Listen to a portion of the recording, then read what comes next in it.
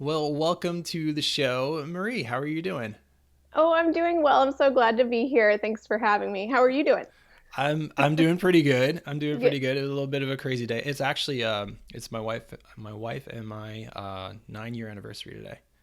I saw So your Instagram post. Congratulations. That's yeah, exciting. yeah, it is exciting. It seems like a lot of time, but also a little bit of time. And now that Right. we've got our 2-year-old son, it's a different season for us. So Yeah. it's fun. Yeah.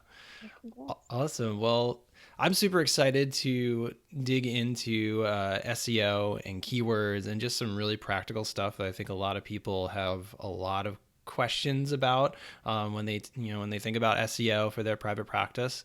But before we get into that, I'd love to hear more about you and learn more about you. So if you could just give us the breakdown of who you are, what you do, and we'll take it from there. Yeah, absolutely. I know it's like, where do I start? But maybe Yeah. I'll start don't with don't the. be too brief because I love hearing people's stories. So Mm, and I think that we learn a lot from people's stories, mm. from how they've started out, where life has taken them, how they've grown. So don't be too brief. Okay, all right, that's fair. Well, I am a therapist, so I'll start with that, and maybe I'll give a little bit of backstory of how I decided to become a therapist because I Yeah. think that that's such a key part of kind of everything that I do. But I did experience my own mental health diagnosis as a teen. I had really severe panic disorder with agoraphobia, and so Mm. I utilized CBT, and it was really effective to overcome it while I was a high schooler. And I thought, I am going to become a therapist and help people do Wow. this because I love this so much. I was all in on the CBT. I mean, since then it's expanded and changed, but yeah, since I was 14, this has been my Wow. life's calling, if you want to Hmm. put it that way. And I always just thought, not just, but I thought I would be a therapist and just that's the one thing, one and done that I would do. And I pursued that since then, but also it started kind of getting added on to that I realized I really enjoy teaching, which kind of came about. I started a YouTube channel unrelated to the field. It was about this autoimmune disease I have called celiac disease before people really knew what that was. And I loved teaching people about it through YouTube. So I thought, Yeah. okay, I want to be a professor someday. So I kind Yeah. of started pursuing that a little bit, and I got to teach an adjunct course now just a year ago, which I loved so much, and then Wow. realized I want to do this so much more. And that's kind of where the idea of private practice skills was birthed from. So I have my private practice as a therapist, which I love Hmm. so much, but also this opportunity to kind of teach and teach other therapists, which I think is a really kind of unique place to live because we really kind of get to share more about what's going on and kind of commiserate together more so than Hmm. what happens with the client work. Yeah. So that's kind of where private practice skills started from. That's a nutshell, at least. That's cool. I love how you took the two things that you loved and figured out how do I put them together Yeah. to do something that you love even more. Like it's just like, yeah, putting all the good stuff together. That's awesome. And so Yes. so what is private practice skills? So tell us a little bit more about that, and then we'll hop into the SEO stuff. Yeah, private practice skills. I mean, it's all about all the things that I wish I had when I started private practice, and I didn't, or Mm, I didn't couldn't find. I didn't know where to find them. I know you're familiar with Joe Sanek of Practice of the Practice. I started yeah. private practice skills like not private. I started my private practice like a year before he started his podcast. So I think Mm, like if I was just a few years later, I think I would yeah. have been golden. But I really like kind of tactical, step by step, like what am I supposed to do when I start the private practice? And I'm talking about the business end of things because there are so many wonderful resources about clinical tools, how to be a great Yeah. therapist, which I'm grateful for that. And wanting to kind of build on that with kind of the missing holes of okay, but this is a Yeah. business, it's a small business. How do you do that well? And I had absolutely no idea, and I learned it unfortunately through a lot of trial and error. But the Yeah. benefit of that is that there's certain things that even though I don't feel like an expert on per se, I kind of learned what not to do and then learned how to do it better, and now I Yeah. can just sort of share that with people. Yeah. So that's loosely the idea of private practice skills of just some of the things are actually not so complicated, but just we just aren't taught it. At Yeah. least I was in grad school, and so it's a space to kind of Yeah. teach people those basic skills, or just foundational skills, I should say. Yeah, that's awesome. And I think that I talk to a lot of people who are like, I don't know what I don't know. So I feel Exactly. like you're giving people some of those things like, oh, I never even thought about that. I never thought about SEO. And I do speak to people who are like, yeah, I just heard about SEO just a couple months ago, and like now I need to work on my website, and I had no idea. Yeah. That's why people weren't finding me. So I think that that's great that you're filling some gaps, and that's actually a pretty good SEO strategy right there, is to write about stuff that people aren't writing about, to get some traffic from that. So I Yeah. think it's a good segue, and I'm excited to hear more about just like your journey with SEO, and you're the ideal candidate for this podcast, because I always wanted to find people who are therapists but have also done some of the digital marketing, SEO, website stuff. So super excited to have you here. No, thank you so much. This is great. I'm excited to chat about it. Well, let's jump in, and I want this to just be like really, really practical that people can take away, some steps for finding great keywords for their private practice, and that's what we're going to be talking about. But maybe we can just start at the very beginning, like what is SEO and why are keywords important? Yes, that's a great question. Well, and SEO. I mean, when I first heard of SEO, I had no idea what it was. And to be fully honest, I don't think I'd heard of SEO until maybe 2 years ago. So I've been doing private practice since 2012, Mm-hmm. and now it's Yeah. 2019, and I'm just figuring it out, barely figuring it out. So SEO stands for search engine optimization, and that might just make it sound more confusing, but basically whether someone's using Google or a different search engine, when somebody types something into Google, Google has a whole algorithm for trying to figure out which websites to put up first. Mm. And it uses SEO to figure out, okay, maybe if you're searching for an anxiety therapist in San Jose, well, it wouldn't be a win if Google stuck up a couples therapist from New York is your top search result, right? So Right. they're using some algorithm to figure out, oh, this person is a great fit based on the thing you're searching. And so on our end as the therapist, when we build our website, search engine optimization just means that we're trying to make our website be as clear as possible to Google, so that when somebody in our kind of ideal target market types whatever they might search into the Google search looking for a therapist, our website pops up. And that's kind of Yeah. the dream, that we could sort of be on at least the first page, or maybe even one of the top Google search results. Right. So, yeah, if that made sense, but I Yeah. can No. elaborate. No, I think that that's perfect. And what? Sorry that I had a question and it flew right out of my brain. So when it comes to keywords, are keywords like is that like the most important thing, like the most important part of search engine optimization? That's a good question. And what is some of it is mysterious. Like, what is the most important part of search engine I optimization? guess I mean, that's probably too black and white of a question. yeah. I think as it came out of my mouth, I was like, that's a little too black and white. I mean, I'll just speak to that. The things that I have heard is that there's over like I think it's like over 200 factors that affect SEO. Is what I've heard and seen from other research that I've done on SEO. But I believe that you got to have the keywords on the page, right? The page that Absolutely. you're wanting to rank. It's got to be clear and make sense. Otherwise, Google's not going to know what your page is about. Correct. Yeah, absolutely. And I was thinking about, well, what is the most important thing to SEO? And it kind of all blends together in my mind if I had to guess, because I was Yeah. thinking about content creation being Yeah. so important, right? If you have a website and there's just one paragraph on it, Yeah. it's not going to rise to the top. But if you're blogging, or you have services pages, you have a resources page, different pages on your website, then there's more content, and naturally keywords are in there. Yeah. So I think that's kind of the game changer. And using keywords intentionally just sort of helps boost the chances that you're going to be visible Right. in a Google search. Yeah. Yeah, Yeah. I think it all Absolutely. kind of goes together. Yeah, content is totally key. I do Yeah. I look at so many websites, and I talk to so many people who are like, no one can find me. How come they can't find me? And I look at their website and I'm like, you've got like one paragraph on a Yeah. page about individual counseling, and I'm not so sure. I could be wrong, but I don't think too many people type individual counseling into Google. You know, like Right. they're looking for specific answers to, you know, maybe I've got anxiety over work. You know, how do I get rid of that? You know, stuff like that. Hmm. So, so I think that that's where the keywords come into play, and making sure that you're really speaking a lot about those specific topics. You can do that through content.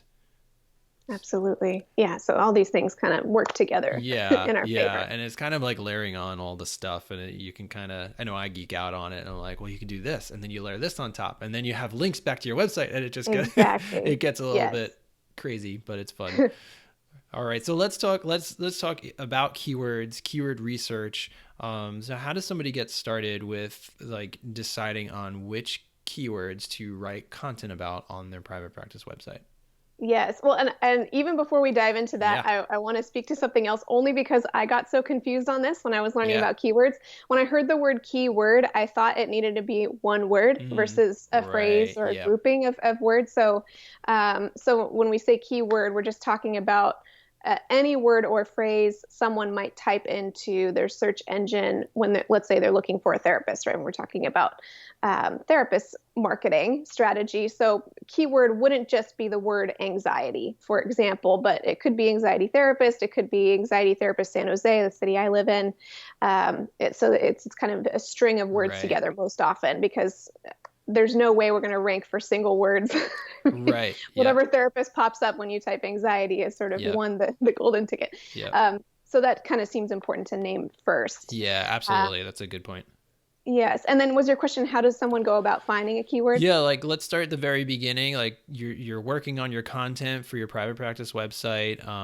You kind of have an idea about your specialties. Like where does somebody start with deciding which keywords to use that are going to help their website rank well in search engines? Yes, yes, absolutely. Well, there's different ways to do it. So this is just kind of Marie's way, and I've chosen this way because it seems to have been the easiest for me. Mm-hmm. But I would say starting with some kind of keyword finder is helpful. So rather than trying to make up a keyword, like, okay, if I specialize in anxiety and I live in San Jose, I mean, that's a great place to start. Anxiety therapist San Jose, I might as well target that as one of my keywords.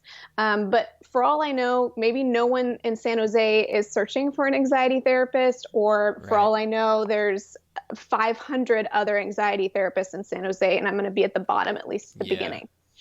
So it's helpful to have some data about the keywords, and there's Google Search Console. There's a long list of tools people can use to find keywords, but I get kind of lost in a lot of them. And the one that I Yeah. found most useful is called Keywords Everywhere. Mm-hmm. It's totally free and it's an extension for your browser. So I think it's keywordseverywhere.com. But if you go to Keywords Everywhere, there's an option to download it. It's really quick, really easy. And the way it works is once you download it, then whenever you go to type a search query, whether it's in Google or it includes like Amazon, YouTube, like Yeah. anywhere almost on the planet where you Yeah. type things in, I went and um, downloaded it after our initial conversation before this podcast interview, and now it's been showing up everywhere. And I'm like, this is yes. cool. Yeah, the name is appropriate. The keywords are They're literally everywhere. everywhere Yeah. on your browser. So maybe just be forewarned that will happen. But I think it's awesome. And it's giving you data from Google search. The data that it offers you is, if you type in a search term, uh, even without keywords everywhere, Google will kind of have some auto suggests underneath. Yeah. If I type in therapist San Jose, maybe in the drop down it might kind of suggest couples therapist San Jose, it might suggest a couple different things, but next to those it adds on search data. And the really important piece of search data is how many searches that keyword gets per month. Mm-hmm. So it's already sort of suggesting some possibilities, because if something has 0 searches per month, that's probably not your keyword to target. And if something's getting millions of searches per month, you're probably not going to win that game. Yeah. But this might sound small, but if something is even at like 10 to 50 searches per month, that's actually a pretty good sweet spot. Because if Yeah. it's really niche to where you live, and what you specialize in, and maybe there's 10 searches a month in your city for something very specific, those people could all be 10 new clients. Right. So that's kind of the idea, is starting by figuring out the search volume through a tool like Keywords Everywhere. Yeah. But there's other tools that people could use as well. Yeah. Great. Cool. And then where do you go from there? So you Yes. kind of look at, do you suggest like choosing a few keywords or just really starting with one specific focus for your content? Oh, that's a great question. It does kind of segue into the next step, which is making sure you're clear on what your focus is as a therapist. Mm, Because the strategy shouldn't be to just figure out which search terms am I going to be able to win at. But if that's not really what you're about, it's still not going to yeah. come through. And also, that's probably not a very successful way Yeah. to work. So to be super clear on whether we call it your specialties or your niche or just your focus, before you dive into building all the keywords into your website. And I like the way you frame that question, right? Do you just kind of pick a broad category? And Yeah. I would say there's probably like one or two, like, I don't know what the proper term is, but one or two like main keywords that you are really all about. Hmm. And so that's definitely going to be showing up on your main homepage, and sprinkled throughout the rest of your pages on your website. But then there's going to be sort of sub keywords related to the main keyword. So I've been picking on this example of the anxiety therapist San Jose. Like, Yeah. that's not necessarily my main keyword, but if let's say I'm an anxiety therapist, this is the city that I'm in, that's my main keyword. Great. But maybe you might want to also add as sort of sub keywords things like, if you specialize in CBT, then you might say CBT for anxiety, San Jose, or Yeah. looking into the research of those things, or anxiety in teens, social anxiety, or the different kind of subsections of this umbrella term. And the Yeah. more kind of specific and nitty gritty you can get, the much better chances that you're going to have that you're going to be able to rank for those terms. Yeah. And for those kind of more specific terms, that's where we'd want to be talking about things like specialty pages, which I know you've talked about on your podcast before, Right. which is super important. And also down the road maybe, but blogging as well. Each blog post can have one main keyword that it targets, but maybe it's super niched, super Yeah. specific. Like Hmm. maybe it's how to help my team deal with social anxiety or Yeah. something like that, where it may Hmm. not be your number one keyword on your homepage, but an entire blog post might be about that. Right. Yeah. Oh, Yeah. you're preaching to the choir here. I love it. That's Yeah. exactly what what I teach and what I see, and sometimes the the mistakes that I see that people make, with just the lack of content. And it's just, I think that in simple terms, like you said at the beginning, like Google wants to show the most helpful content that someone's searching for. So if you just kind of think about that, like, okay, my website has one page that lists all my services in bullet point lists. And then my competitor over here in the same town as me has a website that has 50 blog posts all about, like what you said, just very niche about anxiety. Who's Google going to choose to show, to somebody who's Yeah. searching? So Hmm. it's kind of the unfortunate part of it, is that it does require some work and some time. Absolutely. Well, and especially, I would say, especially up front, because it's like you're learning the technology side of Yeah. it, and you're also having to get really clear on what you're about as a therapist. And a lot of therapists will say, like, I don't really have a niche, or I don't know. And really, it's probably there, and you just haven't yet found the language for it or what people will be typing into Google. So that part Hmm. takes time to discover. But once you kind of get into a routine, I mean, keyword research now for me, if I'm going to write a new blog post, I spend like max 5 minutes, Yeah. which is a really important 5 minutes to spend, but it's Hmm. not too long. Yeah.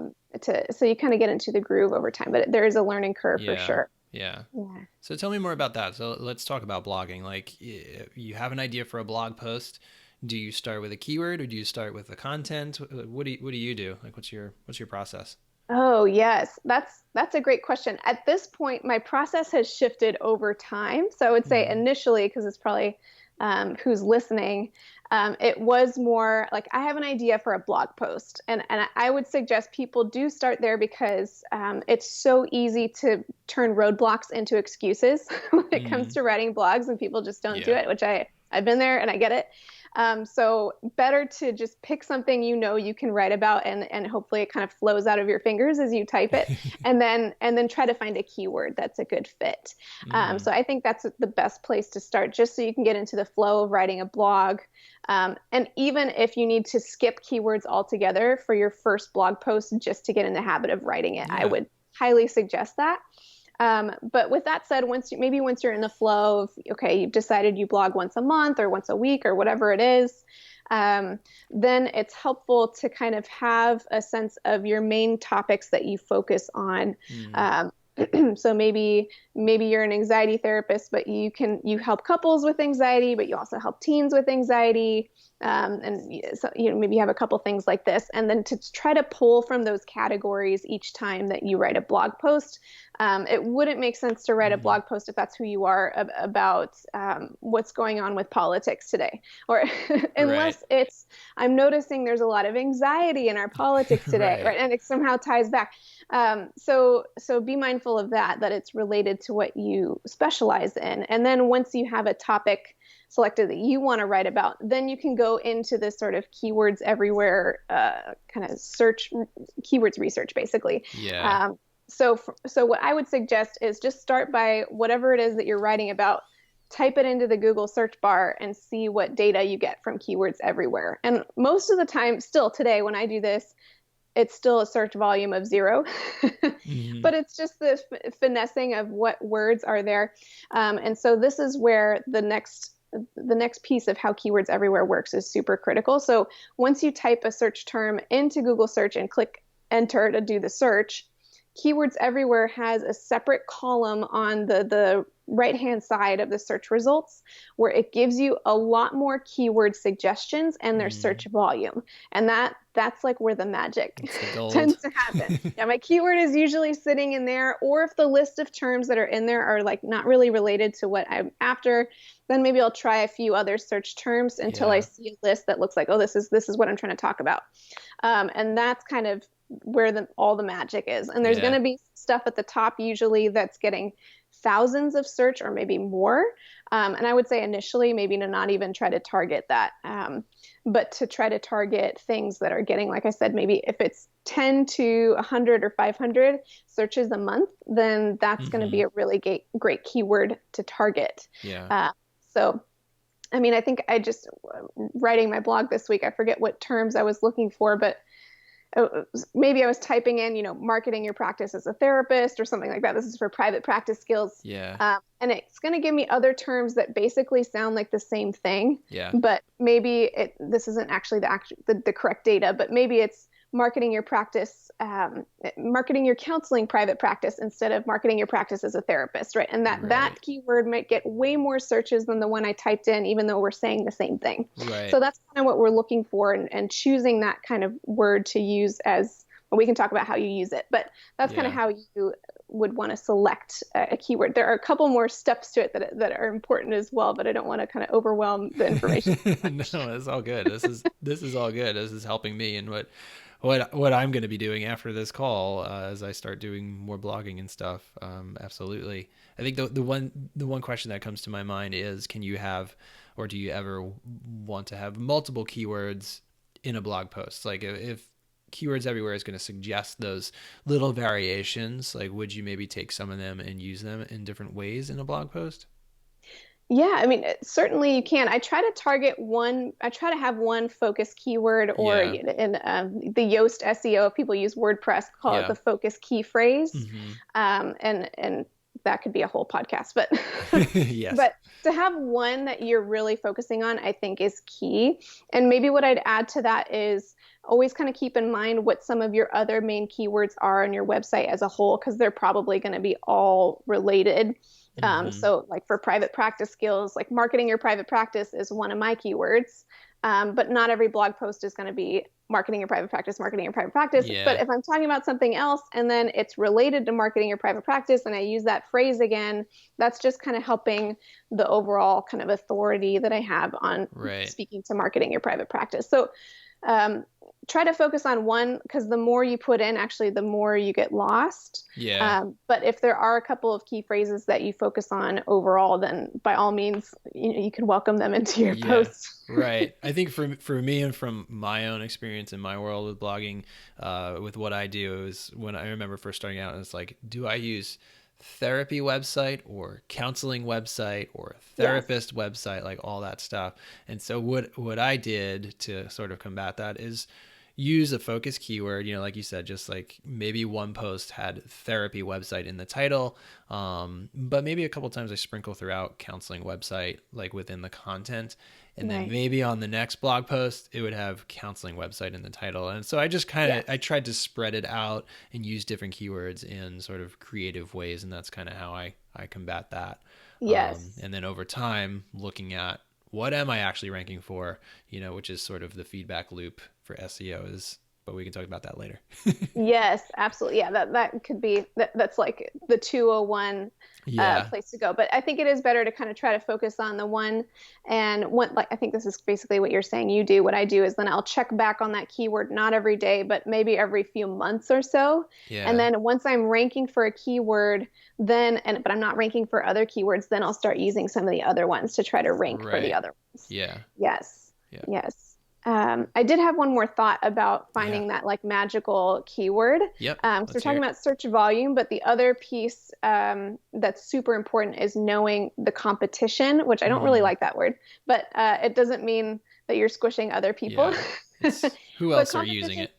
exactly. It just means who else is using it or at least is ranking for that keyword because sometimes you type a keyword and then the stuff that pops up is not even related, which is kind Yeah. of the biggest win for you. Like if you're all about a certain specialty and that keyword is getting searched, but the results are actually not super related, then that means you have really low competition. Hmm. And that's kind of what you want to try to target versus I think in my blog post about this topic, I use tacos as an example, Yeah. I saw um, that. where it's It's like if you great. type in like tacos near me, it gets lots of search results. Where who doesn't love tacos? But Amen. then if you scroll through it, there's several pages worth that are all super relevant of tacos that are around me because there's tons of taco Yeah. places. And so if I try to target tacos near me and I'm just starting out, there's a lot of competition. So that's kind of something we want to look out for too. And I kind of named one way to check for it, which is just simply typing the keyword back into Google, see who pops up and kind of how official they are. Yeah. Like, if it's like the Psychology Today, find a therapist directory, it's almost always one of the first search results that pops up. And you're probably not going to compete with that one, most Right. likely. But if there's only a few results showing up in your area, then that's a really good sign to target that keyword. And if there's just tons and tons of people, then it might be a really long time before you show up on the first page. So it's Right. worth keeping in mind. If that sounds confusing, there's also this tool that's totally free called Uber Suggest.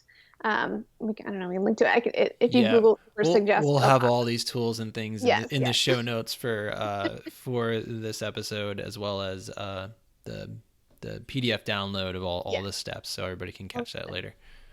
Yeah, so that tool is a free tool by Neil Patel, and you can type a keyword into it. And not only does it tell you the competition, but it also gives you a little percentage number that tells you how easily you can rank for that keyword, Wow. which that kind of feels like almost cheating in a way. Because Yeah, it's like right if it says, spying. yeah, it just kind of gives you a score. And then if it's pretty good, then I just use it. Yeah. So. Wow, that's awesome. So it'll actually show you which websites are ranking for specific keywords. Correct. Yeah, Oh, it'll wow. kind of do some of the same stuff that Keywords Everywhere does. So it shows the top search results for a certain term. It kind of suggests other keywords if it thinks of some, and then it gives a percent of you have this many percent chance of ranking in the top 20 Yeah. for this keyword. And so if it's over 90%, then it's like, okay, I'm going to go for Yeah, it. I got to do that. Yeah. Yeah. Yeah, I just started playing with that tool just prior to this call, and I was like, where's this been all my life? Exactly. This is great. Now that I'm shifting to podcasting, it's a little bit less on like the text side, so it's been a new challenge for me as far as like how do I rank? I started a new website for private practice elevation in the Mm. podcast, so it's different than Create My Therapist website, which is a blog that I started years ago. So that's ranking pretty well. So I'm kind of back in this SEO game. So like this is Yes. like right where my headspace is. So thank you for all these awesome tools. Thank you for breaking it down. I'm definitely going to take these from here. Okay, so what's next? Where do we go from here? Absolutely. So let's say if like whether you're writing a blog post, a specialty page, you got your keyword picked out using the tools we just described, then it's sort of like, what do I do with it? And once upon a time, like way back in the day, Google was not as smart as it is now, and it was really just whomever used that keyword the most on the page won. Yeah. So people would kind of game the system, like they would have the keyword written just over and over and over and over again, but like shrunk really, really small in some Yeah. bottom corner. Or And that used to hidden. work. Yep. They'd Yes, hide the text, like white text on white background. It was very shady. exactly, exactly. But it worked. Yeah. So that absolutely does not work anymore. And if anything, Google's smart enough to know when it sees that this is actually a bad sign. So don't do that. Yeah. The goal is not to use the keyword as many times as possible, is what I'm trying to say. But there are some key places that it's super important. So one, of course, is to make sure your keyword is in the title, whether it's the title of your blog post, the title page, the title of your page, which depending on what platform you use, I mean, that's important to know how to title your page, but could Right. be a separate Yeah. podcast episode probably.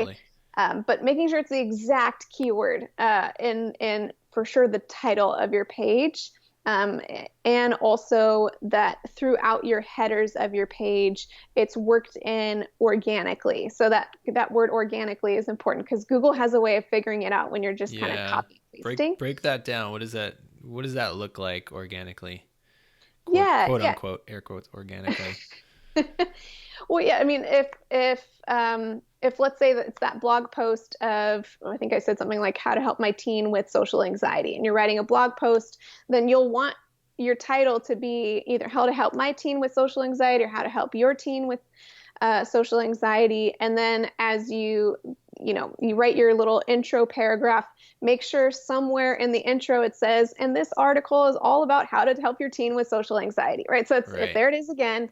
And then when you organize any page, I suggest using headers, which is just sort of like rather than having paragraph text like an essay, you break it up with headers, Yeah. which helps people read it better, first of all, but also helps Google figure out what that page is about. So it's looking at those headers to see what are the big topic points. So maybe maybe one of the headers might be how to I don't know, how to set your teen up for success with social anxiety. And maybe a header might be my top 5 tips for helping your teen with social anxiety, but then actually talk about it. So Yeah. don't just write it down, but then you actually have the helpful tips Hmm. coming after that header. So finding ways to pull that keyword in the headers is super important. And I would even suggest coming up with your headers before you write the content in between. Yeah. Makes it a lot easier. And then there's a few more places to put it. It gets a little more nuanced. Yeah. One is making sure there's at least one image.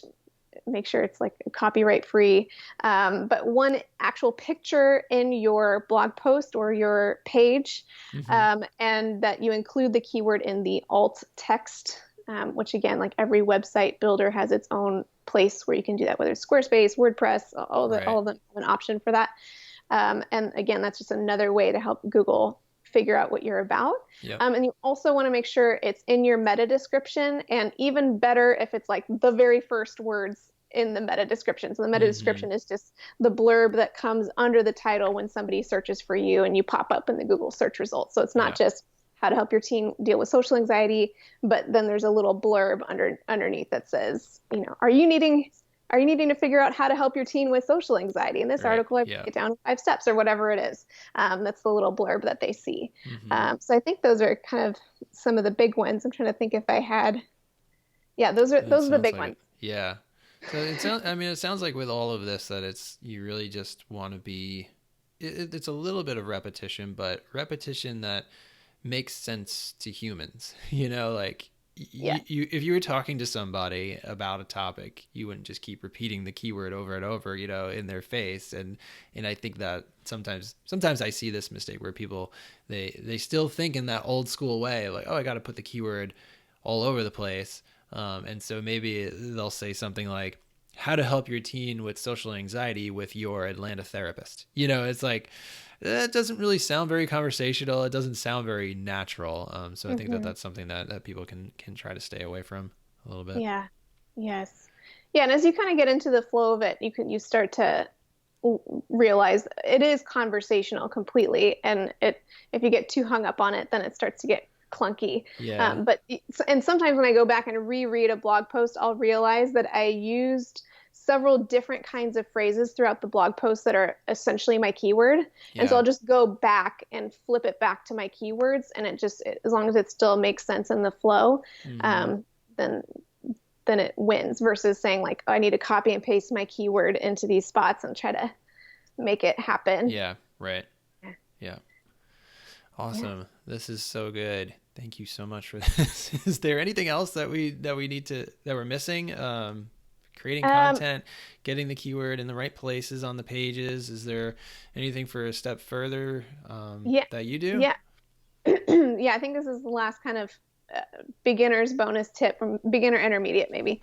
Bonus tip is well, one, this is helpful for SEO in general. Is if having internal links on your website is a really great idea. So meaning, if you on your services page you're talking about anxiety and you're listing out the types of anxiety you specialize in, and one of them is teens experiencing social anxiety, and you already wrote this blog post that we've been talking about, then you'd want to link from your services page to that blog post. Somebody might click on Mm, it.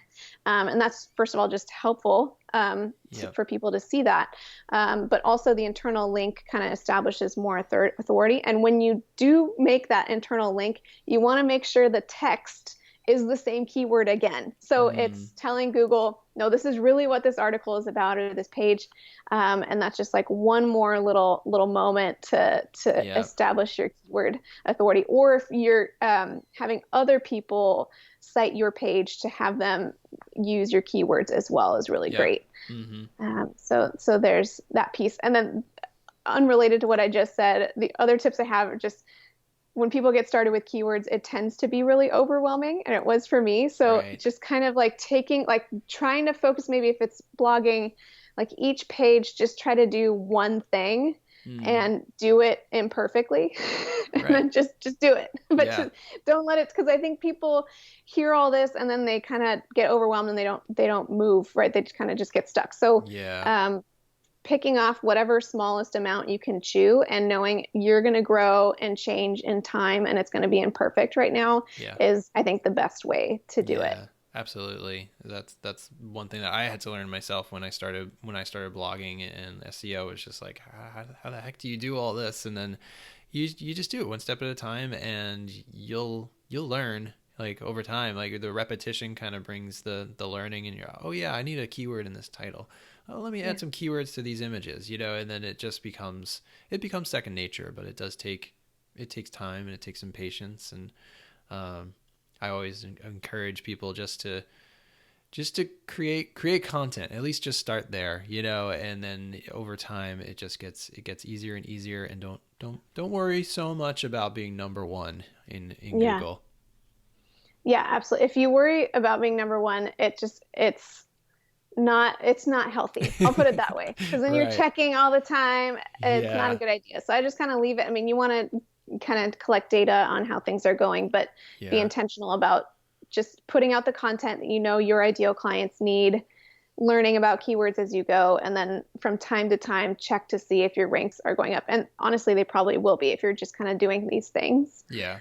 So Yeah. and it's kind of nice if you have a gap in between. You're like, oh, I went from page 2 to page 1 at some point in Mm-hmm. the last couple of months or something like that. Right. Yeah. Yeah. Constantly checking back in, and but not obsessing about it. But you still Yeah. want to use the data to understand what you're doing well or what needs to change in the future.